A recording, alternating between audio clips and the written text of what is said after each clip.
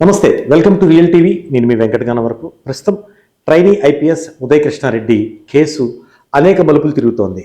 ఒక్కొక్క మలుపు తిరిగినప్పుడల్లా ఒక్కొక్క విషయం బయటకు వస్తున్నప్పుడల్లా షాకుకు గురి చేస్తున్నాడు. సమాజంలో ఒక కానిస్టేబుల్ స్థాయి నుంచి ఐపీఎస్కి సెలెక్ట్ అయ్యి ట్రైనింగ్ తీసుకున్న పీరియడ్లో ఈ ఒక్కొక్క కేసు ఉదంతం బయటకు వస్తుంటే షాకు గురవుతున్నారు ప్రజలు. దీని మీదే మాట్లాడటానికి ప్రముఖ అడ్వకేట్, అదేవిధంగా TPCC legal cell vice chairman Kampala Udayakanth గారు ఉన్నారు. ఉదయకాంత్ గారు నమస్తే. నమస్కారం సార్. నేను ఇందాక ఇంట్రోలో చెప్పినట్టు కానిస్టేబుల్ నుంచి ఐపీఎస్ దాకా ఆయన ఎదిగాడు. ఇక గోల్కి అంటే కుర్చీకి అడుగు దూరంలో కేసు అనేది బయటపడ్డది, మీకు తెలుసు. దీని మీద కూడా మీరు మాట్లాడారు. ఎట్లా చూడొచ్చు, ఇప్పుడు కేసు బయటపడ్డ దాంట్లో ఆయన ల్యాప్టాప్, అదేవిధంగా ఇంకో ఫోన్లో ఉన్నాయి చూస్తే ప్రైవేట్ వీడియోలు, ఒక మహిళతో వివాహేతర సంబంధము, ఆమెకి డైవర్స్ ఇంకా రాలేదు, డిస్ప్యూట్లో ఉంది భార్యాభర్తలది, తనకి అంటే ఓవరాల్గా మల్టిపుల్ పని ఉన్నాయి. దీని మీద పోలీసులు విచారిస్తున్నప్పుడు షాకింగ్ విషయాలు చెప్పాడు ఆయన. సోషల్ మీడియాలో నేను ఎక్కువ ఉంటాను, ఐపీఎస్ అవ్వగానే నా మీద ఆదరణ పెరిగింది, నన్ను చాలామంది ప్రపోజ్ చేశారు, నేను ఓకే చెప్పాను. ఇది వినటానికే జీర్ణించుకోలేని పరిస్థితి. మీరేం చెప్తారు? అంటే ఒకటే సార్, ఇప్పుడు ప్రతి ఒక్కరు మాట్లాడుతూ ఒకటే పదాన్ని హైలైట్ చేస్తున్నారు, ఏంటంటే ఒక కానిస్టేబుల్ స్థాయి నుంచి ఐపీఎస్ స్థాయికి ఎదిగిందని చెప్పి. కానీ అది మనమందరం అనుకుంటున్నాం, కానీ ఆయన అనుకోలేదన్న. కానిస్టేబుల్ స్థాయి నుంచి ఐపీఎస్ స్థాయికి ఎదిగిండి అనేసి ఆయన అనుకోకుండా ఇంకా నేను కానిస్టేబుల్ స్థాయిలో ఉన్నట్టుగా బిహేవ్ చేసింది ఆయన. వన్ థింగ్, ఇప్పుడు మీరు చెప్తున్నారు ఏంది, ఒక అమ్మాయితో అసభ్యకరంగా ప్రవర్తించినాడు, ఆయన మీద కేసు, రైట్? ఒకసారి డెప్త్కి వెళ్ళిన తర్వాత అనాలిసిస్ చేస్తే ఆల్రెడీ ఇంకొక అమ్మాయితో కూడా సంబంధం ఉన్నట్టుగా సీన్ రీకన్స్ట్రక్షన్ చేసే ప్రాసెస్లో విషయాలన్నీ బయటకు వచ్చినాయి, రైట్? అందులో కొన్నిసార్లు ఆయన ల్యాప్టాప్ ఎలిసిట్ చేసిండ్రు. దాని తర్వాత ఆయన రూమ్కి వెళ్ళిన తర్వాతనేమో లవ్ లెటర్లు రాస్తున్నాయి, కొన్ని దొరికినాయి అని చెప్పేసి. మళ్ళీ దాని తర్వాత మీరు అన్నట్టుగా ఇప్పుడు సోషల్ ప్లాట్ఫామ్స్లో ఎక్కువ ఉండేసరికి ఎవరో ప్రపోజ్ చేసిండ్రు, వాళ్ళకి యాక్సెప్ట్ చేయాల్సి వచ్చింది. ప్రపోజ్ చేస్తే డిజిటల్ ఎరాలా, ఎవరో ప్రపోజ్ చేస్తే మనం యాక్సెప్ట్ చేయాలనుకుంటే నెంబర్ నువ్వు ఐపీఎస్ అయిన తర్వాత రేపటి రోజు లా అండ్ ఆర్డర్ను కాపాడాల్సిన స్టేజ్లో ఉంటూ ఒక ఉన్నతమైన స్థాయికి వెళ్ళాల్సిన, మీరు అన్నట్టుగా ఫస్ట్ ఇంకా లాస్ట్ స్టెప్ అహెడ్, ఇంకొక అడుగు ముందుకేస్తే తను ఒక ఉన్నతమైన పొజిషన్కి వెళ్తాడు. మరి ఒక్క 4 గోడల మధ్యలో ఉంటూనే మనము ఒక వ్యక్తి గురించి అంత ఆలోచించినప్పుడు, అంత మాట్లాడుతున్నప్పుడు, ఆ పొజిషన్ ఒక స్టేట్ ఒక హెడ్ అయ్యే, అంటే ఒక డిస్ట్రిక్ట్ హెడ్ అయ్యే ఒక ఆఫీసర్ పొజిషన్లో ఉంటూ అండ్ ఒక ఇండియన్ పోలీస్ సర్వీస్ను రిప్రజెంట్ చేయబోతూ తన వ్యక్తిత్వాన్ని తను నిలబెట్టుకోలేని పరిస్థితుల్లో ఒక మహిళా విషయంలో ఈ రకంగా ఇరుక్కుపోయేసి దానికి తీగలాగితే డొంకగా వదిలినట్టుగా ఇంకా సీక్వెన్స్ ఆఫ్ ఈవెంట్స్ అన్ని కూడా బయటికి రావడం అంతా కూడా ఇట్స్ లైక్ ఒక ఉద్యోగానికి, ఒక హోదాకి కూడా విలువ లేకుండా ఈరోజు సమాజంలో ఆయన ఒక రాంగ్ మెసేజ్ స్ప్రెడ్ చేసిండ్రు. ఒకటి మనం ఎప్పుడు మాట్లాడుతాం సార్, ఎదిగిన కొద్దీ ఒదగమన్నారు. ఓకే, సో కాబట్టి ఎంతైతే మనం పైకి వెళ్తామో అంత మనం ఒదిగి మనం ఉండాలి. And at the same time మన హోదా పెరిగిన తర్వాత మన స్థాయిని ఇంకా తగ్గించుకునే విధంగా ప్రవర్తించదు, రైట్? ఈయన చేసిన మేజర్ పొరపాటు అది. అంటే ఒకటి సార్, ఇప్పుడు నేను ఏది కూడా నా దగ్గర ఉన్న ఎవిడెన్స్ బేస్ చేసుకుని చెప్తలేను. ఇట్స్ ఆల్ న్యూస్ స్పెక్యులేషన్స్ ఏవైతే వస్తున్నాయో దాన్ని ఉద్దేశించి నేను మాట్లాడుతున్నాను. ఇదివరకు నేను ఇచ్చిన టీవీ ఛానల్స్లో కూడా అది చెప్పిన, ఇప్పుడు కూడా చెప్తున్నా.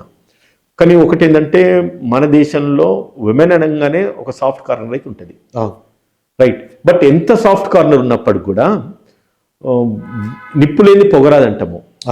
అట్ ద సేమ్ టైం ఇంకోటి కూడా అంటాము, చప్పట్లు ఒక్క చేయితోని రావు, 2 చేతులు కలిస్తేనే చప్పట్లేదు. ఈ కేసు ఫస్ట్ టైం ఆయన సూసైడ్ అటెంప్ట్ చేసుకున్నారు అన్నప్పుడు, కేసు బయటకు వచ్చినప్పుడు అందరు ఇదే, మీరు ఇప్పుడు ఏదైతే అన్నారు నిప్పులేంది పొగరాదు, లేకపోతే 2 చేతులు కలిస్తేనే చప్పడి, రెండేపులా ఉండే ఉంటుందని. కానీ ఒక్కొక్కటి బయటపడుతూ ఉంటే దాన్ని కృష్ణారెడ్డి కూడా అంగీకరిస్తుంటే, ఉదయ్ కృష్ణారెడ్డి కూడా నాకు ఎంతమంది ప్రపోజ్ చేశారో నేను యాక్సెప్ట్ చేశాను, తప్పేముంది ఇక్కడ? చట్టపరంగా అది తప్పు కాదు సార్, నైతికంగా మోరలీ ఇట్ ఈస్ రాంగ్. చట్టపరంగా తప్పు కాదు. ఒక వ్యక్తి you can accept any women can accept any men, any number of men, any number of women. There is not wrong. జిల్లా అధికారిగా లాండ్ ఆర్డర్ అది తప్పు కాదు. జిల్లా అధికారి కాదు, ఈ ఐపీఎస్ కాదు, ఇంకెవరైనా కూడా ఏ స్థాయిలో ఉన్న కూడా నీకు ఇంకొక అమ్మాయితోని అఫైర్ పెట్టుకున్నా, తిరిగినా చేసినా కూడా తప్పు కాదని చెప్పి ఈరోజు న్యాయస్థానం తీర్పులు ఇచ్చేసి విచ్చలవిడితనాన్ని డోర్ ఓపెన్ చేసి పెట్టింది, రైట్ సార్. ఎక్కడైతే న్యాయం రక్షించబడాలి, ఎక్కడైతే న్యాయం కాపాడబడాలి, అక్కట్లో ఇటువంటి తీర్పులు బయటకు వస్తుంటే అనెథికల్గా మనుషులు వ్యవహరిస్తున్నప్పుడు అది తప్పు అని చెప్పి ప్రశ్నించే విసులుబాటే లేకపోతే అనుకూలతనే లేనప్పుడు ఎవరికి నచ్చినట్టు వాళ్ళు జీవిస్తున్న ప్రాసెస్లో వాళ్ళు చేసిన యాక్టివిటీని మళ్ళీ మీరు తప్పు అని చెప్పేసి మళ్ళీ అవే న్యాయస్థానాలు తీర్పులు తీర్చుతున్నాయి. ఇది ఒకటి ఏంటంటే సార్, ఇప్పుడు consensual relation, consensual sex is not an offence అన్నారు. అంటే ఇద్దరికి సమితమయ్యేసి ఇద్దరు కలిస్తే లేదంటే ఇద్దరు కలిసి జీవిస్తే అది తప్పు కాదని చెప్పాను. ఎప్పుడు వాళ్ళిద్దరికి అంగీకారం ఉంటాయి. అంగీకారం ఉన్నన్ని రోజులు బాగానే ఉంటా ఉన్నది. ఎప్పుడైతే వీళ్ళిద్దరికి వైరం ఏర్పడిందో అంగీకారం కాస్త నిరంగీకారం అయిపోతుంది. రిలేషన్స్ కాస్త రిలేషన్స్ విత్ ఫోర్స్ అవుతా ఉన్నాయి. మీరు చెప్పిన దాని ప్రకారం ఇప్పుడు మీరే అన్నారు టెక్నికల్గా సుప్రీంకోర్టు గైడ్ లైన్స్ ఇచ్చిన దాని ప్రకారం అంతే కదా, తప్పు కాదు. ఇతనుకున్న మల్టిపుల్ ఏ అయితే ఉన్నాయో రిలేషన్స్ అవి తప్పు కాదు టెక్నికల్లీ. నైతికంగా అనేది కాసేపు పక్కన పెడదాం.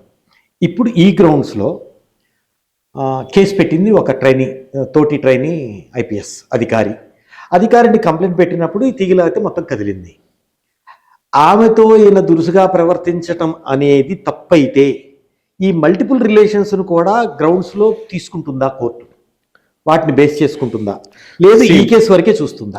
నేను చెప్తాను చూడండి సార్. ఇప్పుడు ఎప్పుడే కానీ ఒక అఫెన్స్ జరిగిన తర్వాత నేరస్తుడి మీద అంటే అటువంటి అఫెన్సెస్ జరిగినట్లుగా కనుక ఉంటే కనుక ఇట్స్ ఏ రిపీటెడ్ అఫెండర్ అంటారు.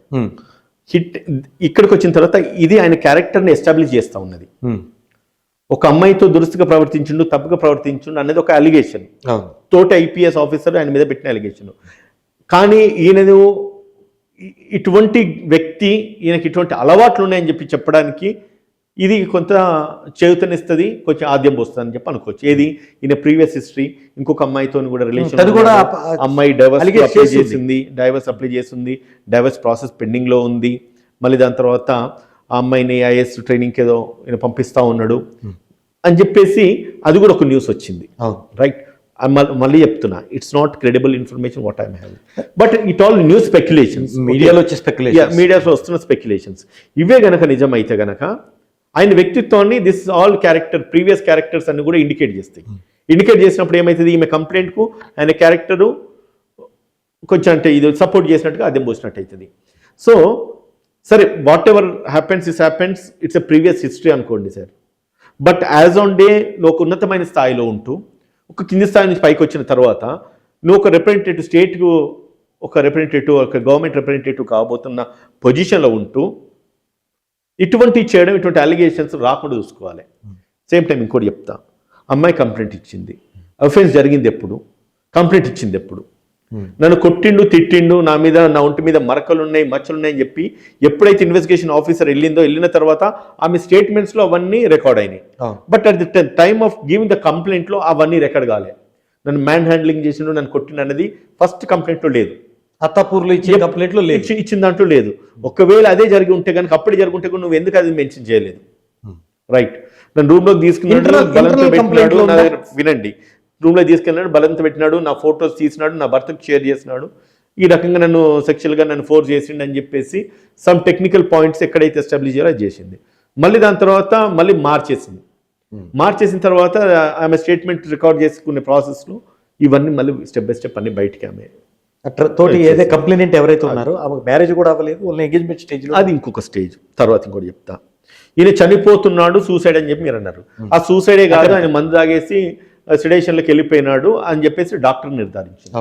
అది చేయకముందు ఆయన హ్యాండ్ రైటింగ్లో ఒక లెటర్ రాసిండు, నాకు ఆ అమ్మాయికి సంబంధం ఉంది, మా ఇద్దరు కన్సెక్షువల్ రిలేషనే, మేము ఇద్దరం కలిసి ప్రేమించుకున్నాము, ఫిజికల్గా ఎమోషనల్గా మేము గట్టి బాండ్ ఎత్తున్నాము. ఆయనే కనుక చనిపోయి ఉండుంటే ఆ రోజు ఏదైతే లెటర్ రాసిండో it will be considered as a dying declaration, అంటే ఒక మరణ వాంగ్మూలం. అంటే ఒక వ్యక్తి చనిపోకముందు తన చావు గల కారణాలు కానీ ఓరల్గా చెప్పినా, ఇన్ రైటింగ్లో ఇచ్చినా, it has to be considered as a dying declaration. తర్వాత ఆ డయింగ్ డిక్లరేషన్కి ఎంత శాంటిటీ ఉంటుందంటే, ఒక వ్యక్తి చనిపోయే టయానికి తన జీవితంలో తన చావు గల కారణాలు ఏదైతే రాసినా చెప్పినా కూడా అది లీగల్గా కన్సిడర్ చేయాల్సిన అవసరము ఎథికల్గా, మోరల్గా, లీగల్గా, టెక్నికల్గా కూడా న్యాయస్థానాల ముందు ఉంటుంది. మరి ఆ రోజు ఆయన చనిపోయి ఉండుంటే కనుక ఇది నిజమే అని చెప్పేసి అనుకునేది కదా. అవును. ఆయన తప్పు చేసిండా చేయలేదని చెప్పి ప్రూవ్ చేసుకోవడానికి ఆయన వ్యక్తి ఉండకపోయాడు. పరిస్థితిని బట్టి గ్రౌండ్ మారిపోతుంది కదా. ఇంత దూరం ఆ ఇన్వెస్టిగేషన్ కోణాలు బయటికి రావు కదా. రైట్, దీన్ని బట్టి ఏమర్థం చేసుకోవాలి sir? Whatever it is, మన interpretations it can be anything, but my only opinion, అంటే సజెషన్ కూడా ఇచ్చే స్థాయి వాళ్ళది కాదు, కానీ it has cross the limits. Okay, my opinion, ఎప్పుడైతే మనం ఒక స్థాయికి వెళ్తామో స్థాయికి అనుకూలంగా ప్రవర్తించాలి, స్థాయికి అనుకూలంగానే వ్యవహరించాలి. కానీ స్థాయికి మీరు దిగజారితే ఏదో ఒక చోట ఇట్లాంటివి ఇరుక్కుపోతారు. నేను ఒక మాట చెప్తాను వెంకట్ గారు, తిన మీద ఎంతైతే మచ్చబడిందో ఆ ఆఫీసర్, లేడీ ఆఫీసర్ మీద కూడా అంతే ఈక్వల్ మచ్చబడింది. ఇన్ని రోజులు నువ్వు ఎందుకు మౌనం వహించినావు? నువ్వు ఎప్పుడైతే నీకు ఎప్పుడైతే ఇష్యూ కాంట్రడిక్ట్ అయిందో ఇమీడియట్గా డిసిప్లినరీ కమిటీ లేకపోతే నీ సుపీరియర్ అథారిటీస్కు నువ్వు ఎందుకు ఇన్ఫార్మ్ చేయలేదు? చేసి ఉంటే వాళ్ళు ఎందుకు చర్య తీసుకోలేదు? నువ్వు పోలీస్ స్టేషన్ దాకా ఐపీఎస్ ఆఫీసర్ అయి ఉండి పోలీస్ స్టేషన్ దాకా పోయి నీ ఏ పోలీస్ స్టేషన్ అయితే నువ్వు నీ సబార్డినేషన్ కింద పెట్టుకొని సల్యూట్లు కొట్టించుకొని ఏ పోలీస్ స్టేషన్లో ఏ ఎఫ్ఐఆర్లను ఛార్జ్షీట్లను మానిటర్ చేయాల్సిన ఒక సుపీరియర్ అథారిటీగా ఉండాల్సిన వ్యక్తివై ఉండి అదే పోలీస్ స్టేషను ఆ స్థాయికి దిగజారిపోయేసి నువ్వే కంప్లైంట్ పోయేసి నువ్వే ఒక బాధితురాలుగా పోతే ఇంకా నువ్వు దేశాన్ని కాపాడుతావు. రైట్, అంతే కదా. వ్యక్తిత్వాలు ఇద్దరు కోల్పోయినాడు. So we should not say అంటే one side of the coin చూసేసి మాట్లాడు కాదు, రెండు సైడ్ ఆఫ్ ద కాయిన్ చూడాలి. So it course of investigation ఏమైతే అన్నది బట్ వెయిట్ అండ్ సీ. అయితే ఇక్కడ ఏ కేసు వచ్చినప్పుడు కూడా ఆ వచ్చినప్పుడు ఇంటెన్సిటీ ఎక్కువ ఉంటుంది, స్పెక్యులేషన్స్ ఉంటాయి, తారాస్థాయిలో పతాక శీర్షికన ఇదే ఉంటుంది. ఉదయ కృష్ణారెడ్డి ఇట్లాంటివి చాలా గతంలో కూడా వచ్చాయి. ఐపీఎస్ అని కాదు, వేరే వేరే కేసులు. కానీ కాలం గడిచే కొద్దీ దాని తీవ్రత తగ్గుతుంది, కేసు కూడా నీరుగారిపోతుంది. ఈ కేసులో ఎట్లాంటి ఛాన్సెస్ ఉంటాయి? ఎందుకంటే జిల్లా అధికారికి ఒక అడుగు దూరంలో ఉన్నారు ఇద్దరు, నిందితుడేమో ఉదయ కృష్ణారెడ్డి. ఈ కేసు లీగల్ వ్యవహారాలను బట్టి మలుపు తిరిగి నిర్దోషిగా సచ్యులుడిగా బయటకు వచ్చే అవకాశం ఉంటుందా? ఎవిడెన్స్ ప్రూవ్ కాలేదు, ఎవిడెన్స్ ఎస్టాబ్లిష్ చేయాలి, ప్రాసిక్యూషన్ స్ట్రాంగ్ లీడ్. ఇలాంటి కేసుల్లో ఎవిడెన్స్ ప్రూవ్ అవుతాయా? ఎంత పర్సెంటేజ్? వన్ థింగ్ సార్, ఒక మాట చెప్తా సార్, ఇదివరకు అన్నట్టుగానే నేను ఎప్పుడైతే పొగరాదు రెండు చేతులతో చప్పట్లయితే ఈయన దగ్గర ప్రాపర్ ఎవిడెన్స్ ఉన్నది, అది కన్సెక్షువల్ రిలేషన్ అని కనుక ఆమె చెప్పగలిగితే, తను ఎవరు ఉదయ కృష్ణారెడ్డి ప్రూవ్ చేసుకోగలిగితే, ఏంటి ఆమెకి నాకు ఇద్దరికి సమితంగానే ఉండి ఇద్దరు అంగీకారంతోనే మేము రిలేషన్ కొనసాగించిన అని చెప్పి ప్రూవ్ చేసుకోగలిగితే కేసు ఉండదు. లేదు నన్ను బలంతో పెట్టిందంటే కేసు ఉంటుంది. కానీ ఒక మాట చెప్తున్నాను sir, they are not the kids కదా, చిన్నపిల్లలు కాదు. పోనీ ఏదో ఊర్లలో అట్మాస్ఫియర్లో పెరిగింది కాదు, లేకపోతే ఊర్లలో జరిగిన సంభాషణలు లేకపోతే సంఘటనలు కావు ఇవి. హైదరాబాద్ నడి ఓడిన ఒక పోలీస్ అకాడమీలా, నేషనల్ పోలీస్ అకాడమీలా, Sardar Vallabhbhai Patel national police academy, ఓ ఐపీఎస్ ఆఫీసర్ అంటే గుడ్లు దేవస్థానం లాగా మేము ట్రీట్ చేసేసి ఆడికి బయటకు వస్తే దాన్ని ఓయో రూమ్ల కింద బిహేవ్ చేసి తయారు చేసిన ఒక ఐపీఎస్ ఆఫీసర్ కామెంట్ చేసిన దాన్ని మాజీ ఐపీఎస్ అధికారి. Yes, okay. సో అటువంటి అంతటి పెద్ద స్థాయిలో అంత ప్రామినెంట్ ప్లేస్ లో ఉంటూ ఇదేంటి సార్ నాకు అర్థం కాదు. వాట్స్ ఎవర్ ఇట్ ఈస్ నీ మీద అంత దూరం ఆఫెన్స్ జరిగిందంటే రేపు నిన్ను నువ్వే కాపాడుకున్నప్పుడు దేశాన్ని నువ్వేం కాపాడుతావు? ఒకటి, నీ వ్యక్తిత్వాన్ని నువ్వు ఇక్కడే నువ్వు డైల్యూట్ చేసుకున్నావు, డిగ్రేడ్ అయినావు అని ఇప్పుడు ఉదయ కృష్ణారెడ్డి విషయానికి వచ్చినప్పుడు రేపటి రోజు సమాజానికి నువ్వు ఏం మెసేజ్ ఇస్తున్నావు? నువ్వు సమాజాన్ని నువ్వేం కాపాడుతావు? ఈరోజు ఒక మహిళ పట్ల నువ్వు ప్రాపర్గా బిహేవ్ చేయనప్పుడు రేపు మహిళా బాధితులు ఎంతమంది నీ కాడకు వస్తారు? మరి వాళ్ళతో ఇట్లా బిహేవ్ చేస్తావు నువ్వు. Several technical issues. Okay sir, ఇప్పుడు మనం కామెంట్ చేసుకోవడానికి మాట్లాడుకోవడానికి హండ్రెడ్స్ ఆఫ్ వర్డ్స్ బయటకు వస్తాయి, బట్ ఇంటర్నల్ గా వాళ్ళు ఏం అనుభవించినారు, వాళ్ళు ఏం ఫేస్ చేసినారు మనకు తెలియదు. అండ్ ఇంకో technical evidence, digital evidence and grounds, reasonable grounds, legal grounds అవన్నీ కూడా చాలా కన్సిడరేషన్లో తీసుకోవాల్సి వస్తుంది. సో ఈయన మోర్ పర్టికులర్లీ ఈయన విషయంలో ఎటువంటి అవుట్కమ్ బయటకు వస్తున్నది వీ నెవర్ నో. బట్ వీళ్ళిద్దరూ రాజీకి వస్తే ఒక మాట, అది చాలా మంది నన్ను అడుగుతున్నారు, నేను కూడా చెప్తా. రాజీకి వస్తే ఏంటి, దాని అర్థం ఏంటి చెప్పండి?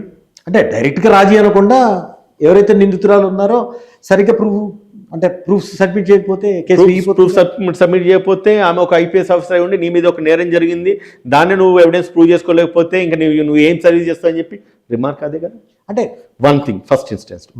రెండోది, అమ్మాయి మీద నా మీద అఘాయిత్యం జరిగిందని చెప్పి ఎప్పుడైతే ఆమె రిటర్న్లో ఒక కంప్లైంట్ ఇచ్చిందో దాని బేస్ ఎవిడెన్స్ ఆమె ఖచ్చితంగా కోర్టుకు సబ్మిట్ చేయాలి, అది ప్రూవ్ కావాలి. ప్రూవ్ అయినప్పుడే ఐపీఎస్ ఆఫీసర్ ఒక డిగ్నిటీ, డెకోరం మెయింటైన్ అవుతుంది. Right, one thing. ఒకవేళ కాంప్రమైజ్ అయింది అనుకోండి, కాంప్రమైజ్ అయ్యే స్థాయికి అంటే ఒక ఐపీఎస్ స్థాయి హోదాలో ఉంటూ మీరు అన్నీ కూడా ఇష్యూస్ అన్నీ కూడా కంటిన్యూ చేసుకుంటూ, రిలేషన్స్ కంటిన్యూ చేసుకుంటూ నచ్చిన రోజులు మంచిగా ఎంజాయ్ చేసిండ్రు, దేవాలయంలో దాని తర్వాత ఎప్పుడైతే మీ ఇద్దరికి వైరం వచ్చిందో, డిఫరెన్స్ వచ్చిందో, రిలేషన్ బ్రేక్ చేసుకున్నారు, వెపన్ బయటికి తీస్తారు. మళ్ళీ దాంతో రిలేషన్ బ్రేక్ చేసుకున్నారు, మళ్ళీ దాంతో మీకు అనుకూలంగా ఉన్నది అనుకున్న తర్వాత మీరు ఇద్దరు కాంప్రమైజ్ అయిపోతే వ్యవస్థ పిచ్చిది కాదు కదా. మిమ్మల్ని ట్రైనింగ్ అని చెప్పి మీకు డబ్బులు కోట్ల లక్షల రూపాయలు మీ మీద వెచ్చిచ్చి మిమ్మల్ని పెంచి పోషించి ఒక అకాడమీలో మేము ట్రైన్ చేసి సమాజాన్ని ఉద్ధరించిన బాబు అని చెప్పి బయటికి పంపించాలనుకుంటే మీకు నచ్చినట్టు కేసులు పెట్టుకుంటారు, మీరు నచ్చినట్టు విత్డ్రా అయిపోతారు. End of the day police డిపార్ట్మెంట్కి అయితే ఒక మచ్చబడింది కదా, రైట్? ఆఫీసర్స్ ఏం చేస్తున్నారు, వాళ్ళు ఎందుకు ప్రొటెక్ట్ చేయలేకపోయినారు, వాళ్ళ సుపీరియర్ అథారిటీస్ ఎందుకు వాళ్ళ మీద నిఘా పెట్టలేదు? ఒక పోలీస్ అకాడమీలో ఇంత ఇన్సిడెంట్ జరుగుతూ ఉంటే why you didn't have your vigilance on that? ఇంకా దేశాన్ని మీరేం కాపాడుతున్న మెసేజ్ అయితే బయటకు వస్తుంది కదా. థ్యాంక్ యూ అండి ఉదయకాంత్ గారు.